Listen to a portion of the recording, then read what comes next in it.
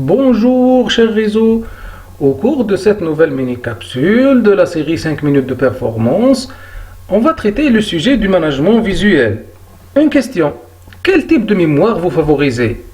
Pour savoir la réponse, on va vous proposer deux instructions de contrôle de pression d'un équipement. La première instruction vous donne la chronologie du contrôle à travers des phrases. 1. Contrôler le niveau de la pression. 2. Si elle est de 3 bars, c'est conforme. 3. Si elle est de 2 bars, alerter la maintenance. Et arrêter la machine si elle est de 1,5 bar. Les mêmes informations sont fournies dans une deuxième instruction qui contient uniquement un schéma simple bien expliqué. La question, quel type d'information et quelle instruction vous allez mémoriser le plus rapidement et le plus efficacement? C'est sûr que vous allez répondre que c'est l'instruction numéro 2. Ça prouve bien que vous faites partie de 65% de la population qui a une mémoire visuelle.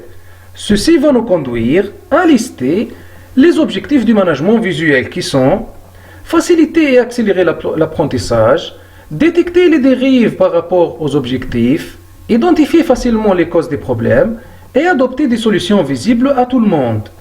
Le management visuel est un management collectif à travers lequel on observe ensemble, on apprend ensemble, on agit ensemble et surtout on avance ensemble, car il nous fournit des informations claires et instantanées sur ce qui est correct et sur les défauts des produits, sur ce qui est fait et ce qui doit se faire et sur les délais à respecter. Le management visuel est une approche à 4 niveaux. Partant d'une vision stratégique, les 4 niveaux sont 1. Organisation des postes de travail. 2. Les affichages visuels. 3. Les mesures visuelles. Et 4. Un système de management visuel purement dit. On va avoir des idées accélérées sur chaque niveau. On commence par l'organisation des postes de travail. Ça doit se faire en soignant les 5 S et la démarche ergonomique. On constate que c'est un poste de travail très bien soigné, très bien conçu et il contient tout le nécessaire en termes de management visuel. On vous donne ici 2 exemples d'un poste de travail et d'un espace de stockage des outils de travail qui sont conformes en termes de management visuel. 2. Les affichages visuels.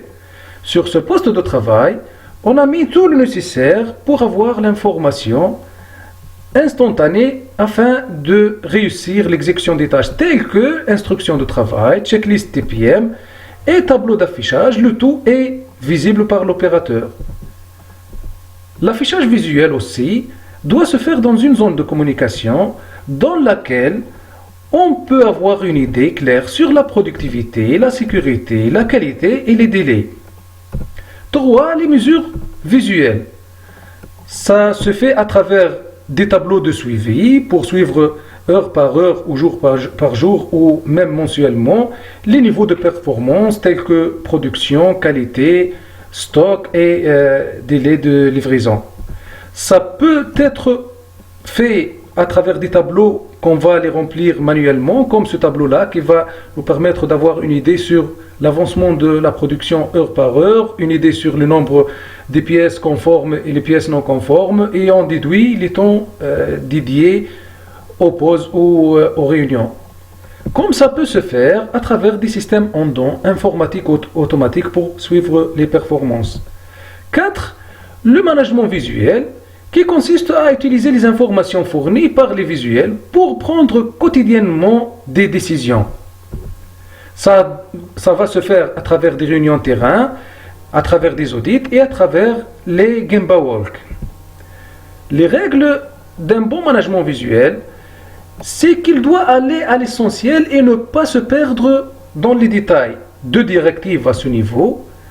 On doit être informé en 10 secondes de lecture et l'affichage doit nous informer sur les actions en cours plus que sur le passé. La deuxième règle, c'est qu'il doit être clair et logique. La structuration de l'information doit être réfléchie, adéquate et surtout comprise par tout le monde. La troisième règle, c'est qu'il doit être dans un bon endroit. On peut dire que le lieu de communication doit être convivial et on a envie d'y aller. Quatrième règle, le management visuel doit être et doit présenter une activité vivante en permanence à travers une mise à jour régulière. Et la cinquième règle, c'est qu'il doit permettre de surveiller à distance tel que ce système d'Andon qui nous permet du bureau, on peut avoir une idée sur les équipements, quel équipement est fonctionnel, quel équipement est en doute et quel équipement est en arrêt. Aussi, sur ce poste de travail, si on utilise un système de management visuel simple, on peut aider à prendre la décision et savoir le seuil de réapprovisionnement. Sur ce poste aussi, on voit que les paramètres sont très bien affichés, donc on peut prendre la décision à l'instant T.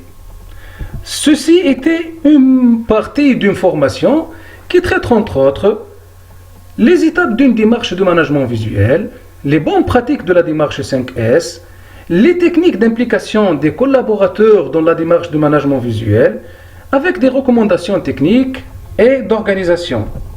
Si vous êtes intéressé, vous pouvez participer à une formation qui s'étale sur 3 jours et 18 heures, avec des études de cas et des simulations terrain. Et vous aurez un cadeau précieux de formulaire Excel prêt à l'emploi à la fin de la session. Voilà mes coordonnées en cas de besoin de plus amples informations.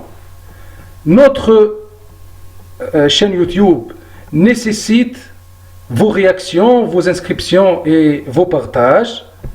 Et notre capsule est finie. Je vous remercie pour votre attention et au plaisir de partager avec vous d'autres retours d'expérience. Au revoir.